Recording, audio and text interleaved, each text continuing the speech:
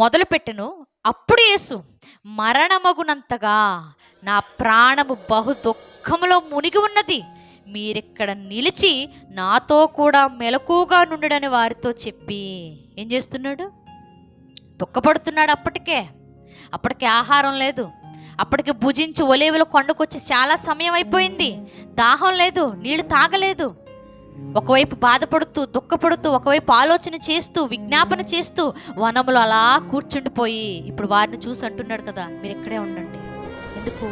నేను ఇంకా బాధపడాల్సిన పరిస్థితి. అందుకే అన్నాడు కదా, మరణమగునంతగా నా ప్రాణము బహు దుఃఖంలో మునిగిపోయింది. మీరు ఎప్పుడైనా ఆలోచించండి, మనిషికి బాగా బాధ ఎక్కువైపోయింది అనుకోండి, నోట్లో నుంచి మాట రాదు. బాగా దుఃఖం ఎక్కువైపోయింది అనుకోండి, కొన్నిసార్లు ఆ బాధను దిగమింగుకోలేక గుండె కూడా కొన్నిసార్లు ఆగిపోద్ది. దాన్ని హార్ట్ స్ట్రోక్ అంటాం, మనం హార్ట్ అటాక్ అంటాం. అంటే బాధ ఎక్కువైపోయినప్పుడు ఒంట్లో ఉన్నటువంటి అవయవాలు సరిగా సహకరించం. అందుట్లో మొట్టమొదటి స్థానంలో సహకరించకుండా ఉండేది గుండె.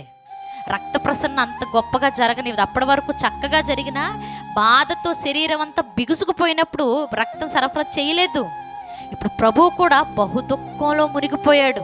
ఇక ప్రాణం పోతుందేమో అన్నంత బాధలో మునిగిపోయాడు. ఇక రేపటి దినం వరకు అసలు నేను ఉంటానో లేదో అన్నంత బాధలో మునిగిపోయాడు ఆయన. ఎందుకు అంత బాధలో మునిగిపోయాడు? ఎందుకు? ఒకవైపు మన గురించి దుఃఖపడుతున్నాడు, రేపటి దినాన్ని వీళ్ళని పరిశుద్ధులుగా చేయాలి నా మరణంతో అని ఆలోచిస్తున్నాడు. ఆలోచిస్తూ ఉన్నప్పటికీ చనిపోవాలనేంత భయంకరమైన బాధతో ఆయన హృదయం నిండిపోయింది అన్నాడు. ఎందుకో తెలుసా? ఇప్పటి వరకు అపోస్తులు నా వెనకాల ఉన్నారే, రేపటి నుంచి రేపు పరిస్థితి జరుగుతూ ఉండగా ఈ శిష్యులందరూ చెదిరిపోతారు, దూరం అయిపోతారని కాదు బాధ. ఇప్పటి వరకు నేను రొట్టె ముక్కలు పెడితే తిన్నారు, చేపలు పెడితే తిన్నారు, నేనేం మాట్లాడుతూ ఉన్నా వింటూ నా వెనకాలే వచ్చారు వీరందరూ రేపటి దినాన నేను ఎవరో తెలియదన్నట్లుగా వెళ్ళిపోతారని ఆ బాధతో బాధపడట్లేదు ఆయన. ఇప్పటి వరకు పరిస్థితులన్నీ బాగున్నాయి, తర్వాత ఎలాంటి పరిస్థితులు వస్తాయని బాధపడట్లేదు ఆయన. రేపటి దినాన నన్ను పాపిగా వేలాడి తీస్తూ ఉంటే మనుషులు దూరం అయిపోయినా నాకు బాధలా, శిష్యులు దూరం అయిపోయినా నాకు బాధలా, ఇప్పటి వరకు నా వెనకాల ఉన్న జనసమూహం నాకు దూరం అయిపోయినా బాధలా. కానీ నేను ఎవరి కొరకైతే ప్రాణాలు ధారపోస్తూ ఉన్నానో, నేను ఎవరి కొరకైతే వేలాడుతూ ఉన్నానో, నన్ను ఈ లోకానికి ఎవరైతే పంపించారో, ఎవరి మాట నేను నెరవేర్చడానికి ఈ భూమి మీద వేలాడబోతున్నానో, ఆ దేవుని యొక్క సహవాసాన్ని రేపటి దినాన నేను కోల్పోతాననే బాధతో మిగిలిపోయాడు ఆయన.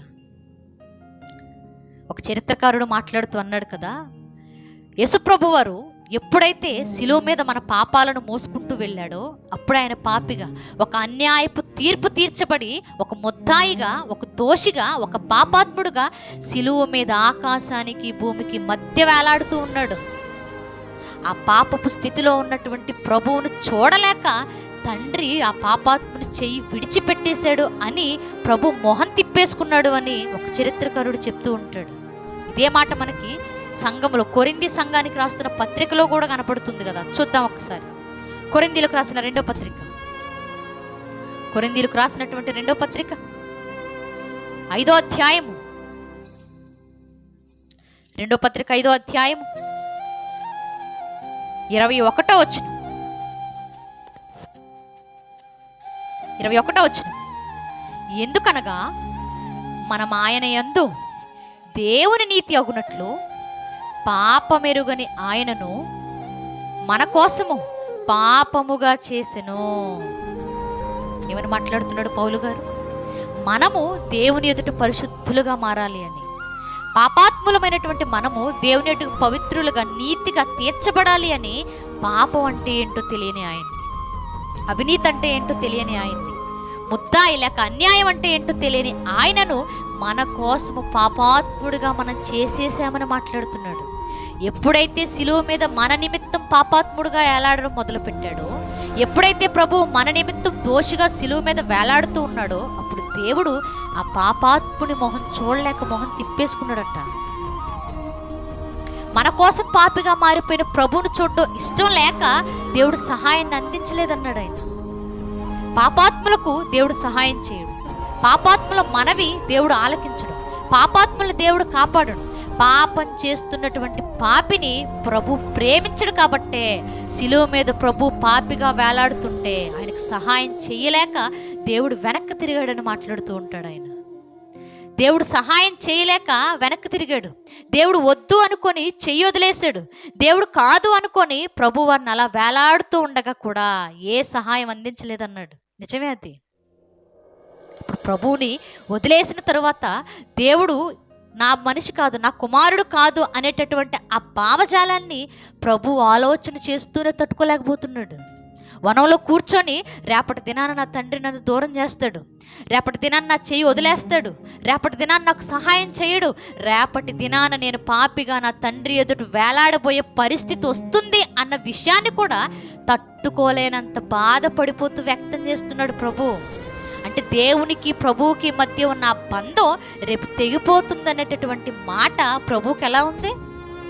ఇక చచ్చిపోతానేమో అని బహు దుఃఖంలో మునిగిపోయాడు ఆయన. అంటే దేవునితో ఉన్న సహవాసాన్ని విడిచిపెట్టడానికి ఇష్టపడట్లా.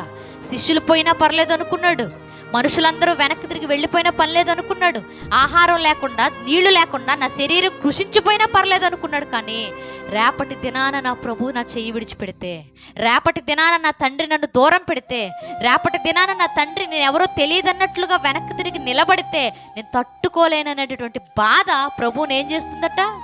చనిపోవాలనేంత బాధకు గురి చేసింది. అది శ్రమ అంటే. దేవునికి దూరంగా ఉండడానికి ఇష్టపడలేకపోతున్నాడు ఆయన. దేవుని నుంచి దూరంగా జరగడానికి ఆ పరిస్థితి కూడా ఊహించుకోలేకపోతున్నాడు ప్రభు. అంత శ్రమ పడ్డాడు. శరీరం ఒకవైపు శ్రమ పడిపోతూ ఉన్నా మనసులో ఉన్న ఈ బాధ ఎప్పుడైతే బయటికి వ్యక్తం చేస్తున్నాడో అసలు ఆయన పరిస్థితి ఎంత భయంకరంగా మారిపోయిందో.